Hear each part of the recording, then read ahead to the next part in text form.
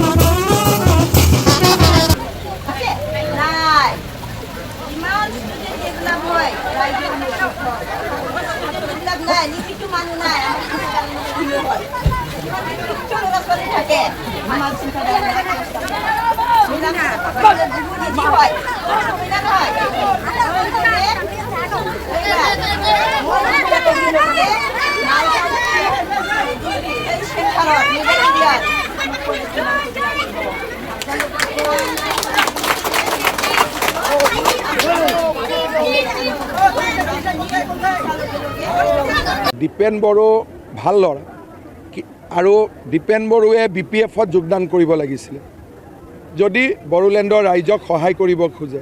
কাৰণ 5 বছৰটো হাগ্ৰামা মহিলাৰ ইয়াত থাকিব আৰু 5 বছৰ দিছপুৰতো আমি থাকিম। দীপেন বড়োৱে 5 বছৰ বিৰোধী ৰাজনীতি কৰি ভাগৰিহে যাব। গতিকে মোক যদি দীপেন বড়োৱে ইলেকশ্যনৰ আগত লগ পালেহেঁতেন, BJP-ত যোগদান কৰা যদি অসুবিধা আছে, মই তেওঁক ক'লোহেঁতেন যে তেওঁ BPF-ত যোগদান কৰিব লাগে। তেওঁ ভুল মই নকওঁ, এটা আৱেগ থাকে, ডেকা ল'ৰা, চিন্তাধাৰা, আমাৰ মাজত বয়সৰ গেপ আছে, কিন্তু পৰামৰ্শ ল'লে মই তেওঁক ক'লোহেঁতেন যে আপুনি BPF-ত যোগদান কৰক। দীপেন বড়ো ভাল ল'ৰা আৰু দীপেন বড়োৱে BPF-ত যোগদান কৰিব লাগিছিল যদি বড়োলেণ্ডৰ ৰাইজক সহায় কৰিব খোজে। কাৰণ 5 বছৰটো হাগ্ৰামা মহিলাৰ ইয়াত থাকিব আৰু 5 বছৰ দিছপুৰতো আমি থাকিম। দীপেন বড়োৱে 5 বছৰ বিৰোধী ৰাজনীতি কৰি ভাগৰিহে যাব। গতিকে মোক যদি দীপেন বড়োৱে ইলেকশ্যনৰ আগত লগ পালেহেঁতেন, BJP-ত যোগদান কৰা যদি অসুবিধা আছে, মই তেওঁক ক'লোহেঁতেন যে তেওঁ BPF-ত যোগদান কৰিব লাগে। তেওঁ ভুল মই নকওঁ, এটা আৱেগ থাকে, ডেকা ল'ৰা, চিন্তাধাৰা, আমাৰ মাজত বয়সৰ গেপ আছে, কিন্তু পৰামৰ্শ ল'লে মই তেওঁক ক'লোহেঁতেন যে আপুনি BPF-ত যোগদান কৰক। দীপেন বড়ো ভাল ল'ৰা আৰু দীপেন বড়োৱে BPF-ত যোগদান কৰিব লাগিছিল যদি বড়োলেণ্ডৰ ৰাইজক সহায় কৰিব খোজে। কাৰণ 5 বছৰটো হাগ্ৰামা মহিলাৰ ইয়াত থাকিব আৰু 5 বছৰ দিছপুৰতো আমি থাকিম। দীপেন বড়োৱে 5 বছৰ বিৰোধী ৰাজনীতি কৰি ভাগৰিহে যাব। গতিকে মোক যদি দীপেন বড়োৱে ইলেকশ্যনৰ আগত লগ পালেহেঁতেন, BJP-ত যোগদান কৰা যদি অসুবিধা আছে, মই তেওঁক ক'লোহেঁতেন যে তেওঁ BPF-ত যোগদান কৰিব লাগে। তেওঁ ভুল মই নকওঁ, এটা আৱেগ থাকে, ডেকা ল'ৰা, চিন্তাধাৰা, আমাৰ মাজত বয়সৰ গেপ আছে, কিন্তু পৰামৰ্শ ল'লে মই তেওঁক ক'লোহেঁতেন যে আপুনি BPF-ত যোগদান কৰক। মই সকলোৰে নিজৰ নিজৰ কথা থাকে। মুখ্যমন্ত্ৰী ডাঙৰীয়াই তেওঁ কিবা এটা ভাবি কৈছে আৰু মোৰ এটাই কথা যে দল যিয়ে নহওক কিয় জিকি যাব লাগে আৰু জিকাই পঠোৱাটো ৰাইজে সিদ্ধান্ত দিব।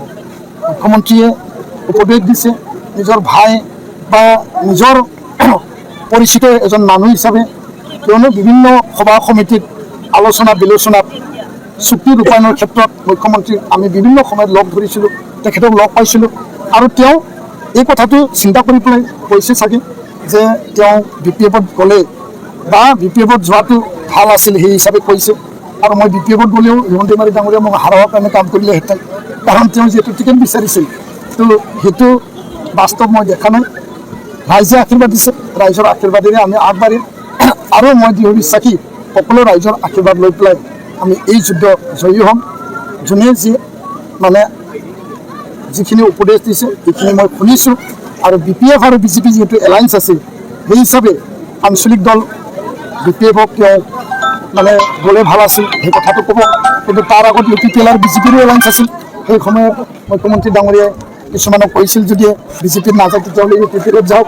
আজি তেওঁ BPF আৰু BJP যিহেতু এলায়েন্স আছে তেওঁ ক'ব পাৰে যে তেওঁ BJP-ত যদি নাযায় তেতিয়াহ'লে BPF-ত গ'লে ভাল আছিল।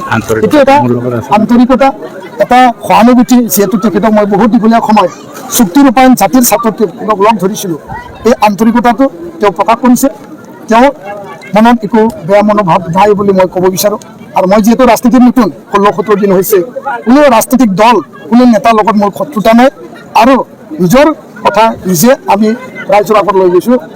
আমাৰ এজেণ্ডা আমি আগত লৈ গৈছোঁ, ৰাইজে আমাৰ এজেণ্ডা একচেপ্ট কৰিছে, আমি জয়ী হ'ম। হাজোমা মন্দিৰৰ সমালোচনা কৰিছে, আপোনাৰ 1% বিশ্বাস কৰিব নোৱাৰি বুলি কৈছে।